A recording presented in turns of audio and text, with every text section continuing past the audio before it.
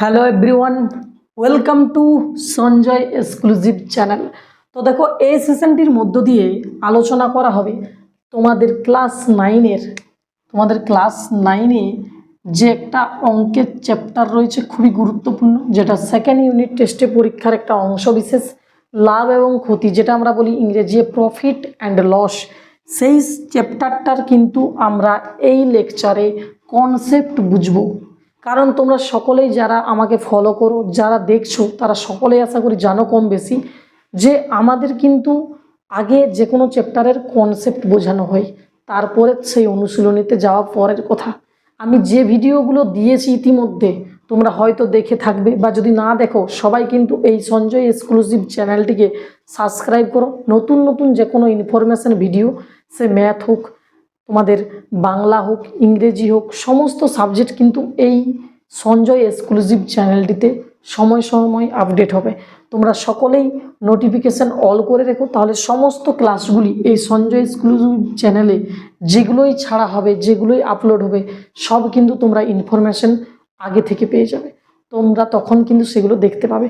তো চলো বেশি না কথা বাড়িয়ে লাভ ক্ষতি চ্যাপ্টারটি আমরা শুরু করি। আশা করি আমার কোয়া কথা সকলের কর্ণকুহারে প্রবেশ করিতেছে। তো দেখো, এই লাভ এবং ক্ষতি এই জিনিসটা আমাদেরকে বুঝতে, বা আমরা যদি শিখতে চাই, আমাদেরকে একটি জিনিস ভালো করে জানতে হবে যে অ্যাকচুয়ালি লাভ এবং ক্ষতির যে কনসেপ্টটা, সেই কনসেপ্টটা কী রয়েছে। তো কনসেপ্টটা বোঝার আগে কয়েকটা জিনিস সম্পর্কে আমাদের অবগত থাকা অত্যধিক মাত্রায় প্রয়োজন। যে কিছুগুলো টার্ম জানতে হবে, কিছুগুলো শব্দ জানতে হবে লাভ ক্ষতি চ্যাপ্টার করার আগে। ফার্স্ট, এই যে আমরা বলছি ক্ষতি লাভ, অ্যাকচুয়ালি এই যে লাভ কথাটি, এই লাভ কথাটা যে বলি, এই লাভ কথাটা অ্যাকচুয়ালি লাভটা কখন হয়, বা এই যে লাভ রয়েছে, এই লাভটা তুমি কখন বুঝবে যে তোমার লাভ হয়েছে। কথার কথা, আমি লাভ যদি পেতে হয়, লাভ যদি বুঝতে হয়, লাভ হয়েছে কিনা সেটা আমরা যদি বুঝবো বলি, তাহলে তুমি নিজেই অনুভব করতে পারবে, ভালো করে বোঝার চেষ্টা করবে। ধরো কোনো জিনিসকে তুমি বিক্রি করছো আর কিনছো, দুটো জিনিস হয়। তো আমাদের জানতে হবে এই টার্মগুলো সম্পর্কে। যেটা আমরা কিনি সেইটাকে বলা হয় ক্রয় মূল্য। ওকে, যেটা আমরা কিনি, আমরা কেনা বলি না, কোনো জিনিস তুমি কিনছো, ধরো তুমি একটা বিস্কিট প্যাকেট কিনছো, ধরো কেউ শাড়ি কিনছো, ধরো কেউ কোনো ড্রেস কিনছো, ধরো কেউ বই কিনতে যাচ্ছ, যে কোনো তোমরা জিনিস যদি কেনো, তো ওই কেনার যে কথাটা সেটা আমরা বলি ক্রয় মূল্য বইয়ের ভাষায়। এমনিতে তো নর্মাল চোরে কিনবি বা এই কিনবি না কিনবি সব এমনি নর্মাল বন্ধু বান্ধবদের সঙ্গে যে মেলামেশা হয় সেটা আলাদা জিনিস, কিন্তু বইয়ের ভাষায়, অঙ্কের ভাষায় ক্রয় মূল্য বলা হয়। আর ধরো তুমি কোনো জিনিস বেচছো, সেইটাকে বলা হয় বিক্রি করা, সেটা আমরা বলি হচ্ছে বিক্রয় মূল্য। আশা করি বোঝা গেছে। তাহলে ক্রয় মূল্য কোনটা আর বিক্রয় মূল্য কোনটা আশা করি তোমরা বুঝতে পেরেছো। যেটা তোমরা কিনছো, কেনা দাম, যেটা কেনা সেটা হচ্ছে ক্রয় মূল্য বলি, যেটা বিক্রি করার গল্প আসে সেটা আমরা বলি বিক্রয় মূল্য। আশা করি এই দুটো জিনিস সম্পর্কে অবগত হয়ে গেছো।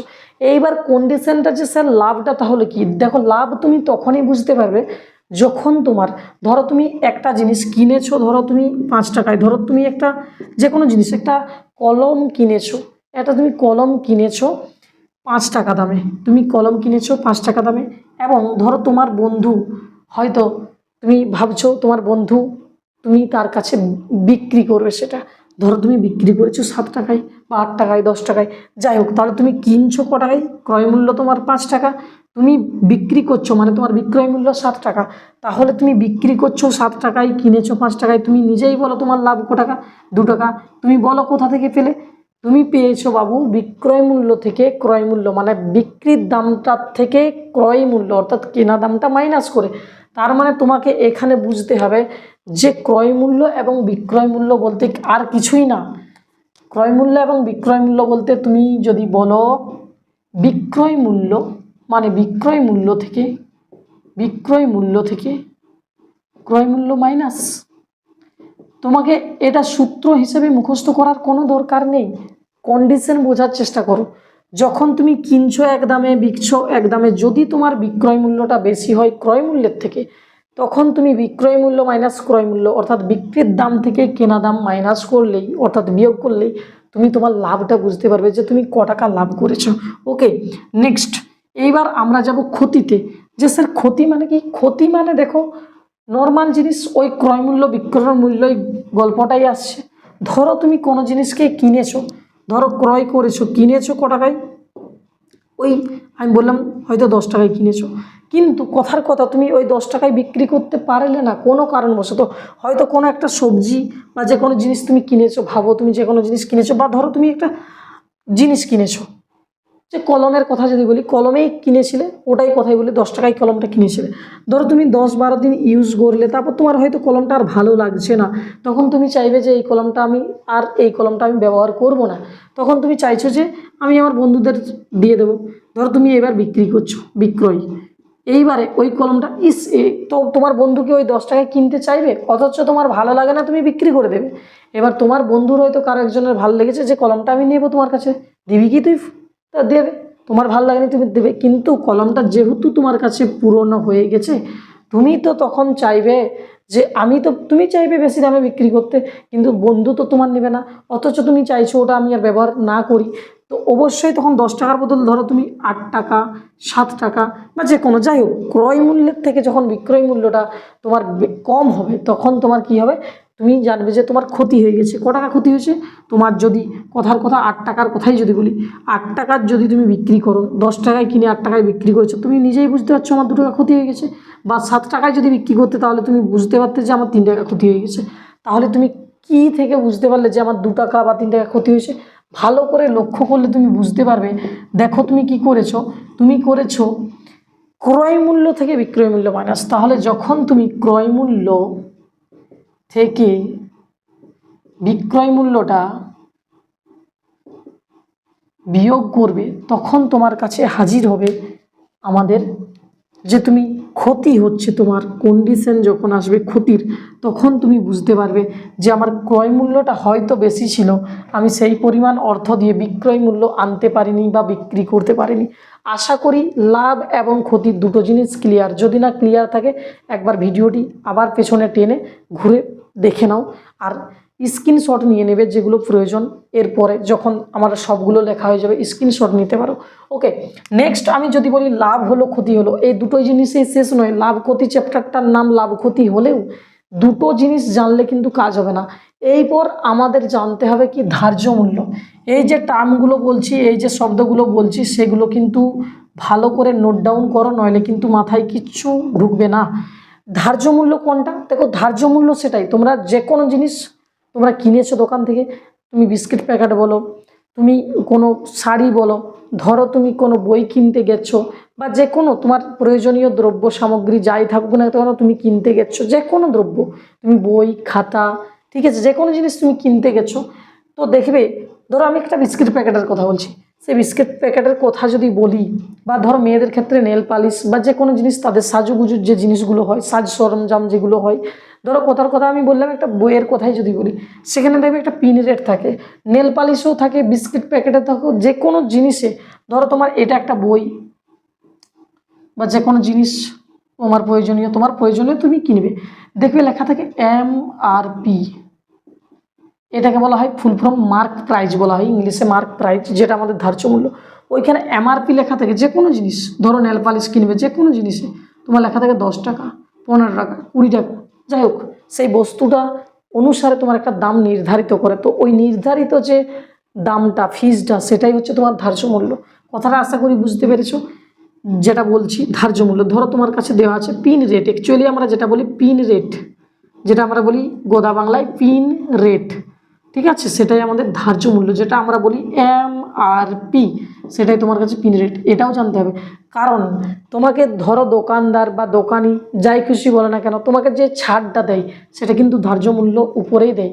কারণ তুমি ভালো করে দেখো, তোমার কাছে ধরো কোনো জিনিসের, ধরো একটা বিস্কিট প্যাকেট কিনতে গেছো তখন, বা একটা কেউ শাড়ি কিনতে গেছো দোকানে, তখন বলবে দেখছিস তো লেখা আছে এত টাকা, ঠিক আছে লে, তোর জন্য আমি 10 টাকার উপরে 2% ছাড়, 3% ছাড়, 5% ছাড়, আবার বড় জিনিস কিনতে গেলে ঠিক আছে 14 সেল, 20% ছাড়, চৈত্র মাসের সেল 50% ছাড়, এইরকম গোদা বাংলায়। বুঝতে পারছো কি বোঝাতে চাইছি আমি?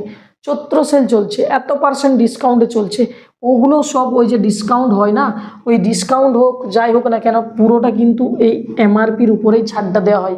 ওরা জানে যে আমি জিনিসটা এত দামে বিক্রি করব বা এইটা পিন রেট আমি রাখি, সেটার উপরে ছাড়টা দেবো। এবার ঠকবে না জিতবে সেটা পরের কথা। অবশ্যই যে চৈত্র সেলের ব্যাপারটা হয় না, সেটা কিন্তু চৈত্র সেলের হলেও নাম চৈত্র সেল, কিন্তু তাদের কাছে তারা জানে যে এই টাকাটার মধ্যে বিক্রি করলে আমার কিছু প্রফিট থাকবে, সেইভাবেই দেয় ওরা। ওকে, তো এগুলো যুক্তিযোগ্য বিষয়, আলোচনার বিষয় নয়। যে যার এরকম, কারণ যে কোনো তোমার যেখানেই যাও, যে কোনো দোকানে যাও, সেটা কিন্তু আমাদের তারা কিছু না কিছু তো প্রফিট রাখে। তো চলো নেক্সট, লাভ জানলাম, ক্ষতি জানলাম, ধার্য মূল্য জানলাম। এইবার আমাদেরকে জানতে হবে কি শতকরা লাভ। শতকরা লাভ সম্পর্কে তোমাকে অবগত থাকা প্রয়োজন আছে। দেখো, শতকরা চ্যাপ্টারটার আমি কিন্তু লেকচার আগেই কমপ্লিট করে দিয়েছি, সেটা তোমরা সকলে ভিডিও সেকশনে দেখতে পাবে পার্সেন্টেজ, যদিও ওটা 8-এর একটা চ্যাপ্টার শতকরা, কিন্তু শতকরা চ্যাপ্টার যদি তুমি না জানো, দেখো শতকরা এমন একটা চ্যাপ্টার যেটা পাটিগণিতের হচ্ছে ফাদার বলতে পারো। তুমি পাটিগণিত তুমি যদি শিখতে চাও, তোমাকে এই শতকরা সম্পর্কে অবগত থাকতেই হবে। তুমি 8-এ পড়ো, 9-এ পড়ো, 7-এ পড়ো, 6-এ পড়ো, 5-এ পড়ো, যদি তুমি শতকরা না বুঝতে পারো তাহলে তুমি লাভ ক্ষতি বুঝতে পারবে না। কারণ ধরো দোকানদার বলল, যে কোনো জিনিস বলো তুমি, ধরো তিনি দোকানদার, তিনি তোমাকে দিবে, বলবে এত পার্সেন্ট ছাড়, অত পার্সেন্ট ছাড়, এগুলোই তো শতকরা। অবশ্যই শতকরা চ্যাপ্টারের কনসেপ্ট ক্লিয়ার করা দরকার। তুমি শতকরা চ্যাপ্টার যদি কনসেপ্ট ক্লিয়ার করতে যাও, এই সঞ্জয় এক্সক্লুসিভ চ্যানেলের মধ্যে ভিডিও সেকশানে 1, 2, 3 করে সাজানো রয়েছে, অথবা তুমি প্লেলিস্ট সেকশানে যদি তুমি চলে যাও, দেখবে ক্লাস 8-এর তোমার ওইখানে ফাউন্ডেশন রেডি করা আছে, সেখানে তুমি কিন্তু পেয়ে যাবে, ওখানে তুমি জয়েন করে নিতে পারো। শতকরা লাভ তাহলে কি, ধরো তোমার লাভ হোক, ধরো তোমার ক্ষতি হোক, যে কোনো কিছু হোক না কেন, সব সময় লাভ বলো ক্ষতি বলো, সব সময় ডিপেন্ড করে ক্রয় মূল্যের উপরে। ভালো করে বুঝবে, ক্রয় মূল্যের উপর ডিপেন্ড করে লাভ বা ক্ষতি।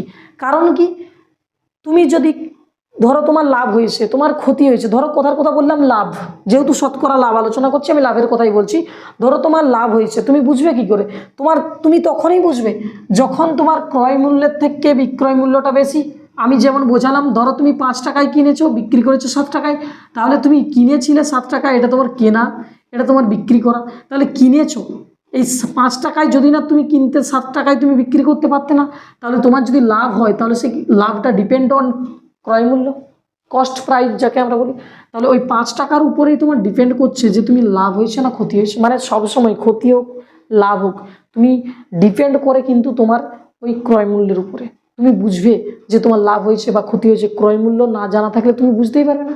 কারণ তুমি দেখবে যদি ক্ষতি হয়, ক্রয় মূল্যটা তোমার নিশ্চয়ই বেশি ছিল, কেনা দামটা বেশি ছিল, বিক্রি করার সময় বিক্রি করতে পারো না সেই দামে, সেই জন্য তুমি ক্ষতি হয়েছে তোমার। তুমি যদি দেখছো আমার ক্রয় মূল্যের থেকে বিক্রির দামটা বা বিক্রয় মূল্যটা বেশি হয়েছে, তখনই তো বুঝবে তোমার লাভ হয়েছে। এখানে যেমন 2 টাকা লাভ হয়েছে, ঠিক আছে, এইরকম। তাহলে কেনা দামটাই হচ্ছে তোমার গুরুত্বপূর্ণ বিষয় লাভ বা ক্ষতির ক্ষেত্রে। তাহলে শতকরা লাভ, শতকরা আমরা কোথায় হিসাব করি গো? 100-তে হিসাব করি। এবারে শতকরা লাভ, শতকরা মানে 100, লাভ বা ক্ষতি হোক যাই হোক না কেন, তোমার ডিপেন্ড করে কিন্তু ক্রয় মূল্যের উপরে। তাহলে যার উপর রেফারেন্স তোলা হয় বা যার উপর নির্ভর করা হয়, আমি বললাম তুমি 100-র মধ্যে পেয়েছো হচ্ছে 30, কথার কথা, তাহলে ডিপেন্ড করছে কার উপরে? 100-র উপরে। কারণ কি, তুমি যদি তোমার 100টাই না থাকতো, তুমি পরীক্ষায় যদি নাম্বার নির্ধারণ করা না থাকতো, তুমি 30টা পেতে কোথা থেকে? সেম জিনিস, লাভ হোক বা ক্ষতি হোক, ডিপেন্ড অন ক্রয় মূল্য, সমঝে? তো শতকরা ক্ষতি হোক বা লাভ হোক, যেই হোক না কেন, লাভ জিনিসটা ডিপেন্ড করে ক্রয় মূল্যের উপরে। তাহলে যার উপর ডিপেন্ড করছো, যার উপর নির্ধারিত করা আছে, সেটা হয় নিচে, যাকে বলা হয় যার উপর তুলনা করা হয় সেটা হয় নিচে। তাহলে ক্রয় মূল্যের উপর তুমি ডিপেন্ড করছো, কারণ তোমার কেনা দামের উপরেই লাভ হচ্ছে নির্ভর করছে। তাহলে কেনা দাম, এইবার তোমার লাভ যদি বলে শতকরা লাভ, লাভকে রাখবে উপরে, যেহেতু ক্রয় মূল্যের উপর ডিপেন্ড করছো সেটা রাখবে নিচে, আর যেহেতু শতকরা মানে 100 × 100, এটাই হচ্ছে তোমাদের বইয়ে বড় বড় করে লেখা আছে, যেটা ফর্মুলা। কিন্তু ফর্মুলা হিসেবে মুখস্থ করতে যেও না, কি বললাম সেটা ভালো করে বুঝবে, তাহলেই কমপ্লিট হয়ে যাবে। আর যদি বলে শতকরা ক্ষতি, শতকরা ক্ষতির যদি গল্প বলে, শতকরা ক্ষতিটা সেম জিনিস। আমি বললাম লাভ বা ক্ষতি বলো সবসময় ক্রয় মূল্যর উপরে নির্ভর করে।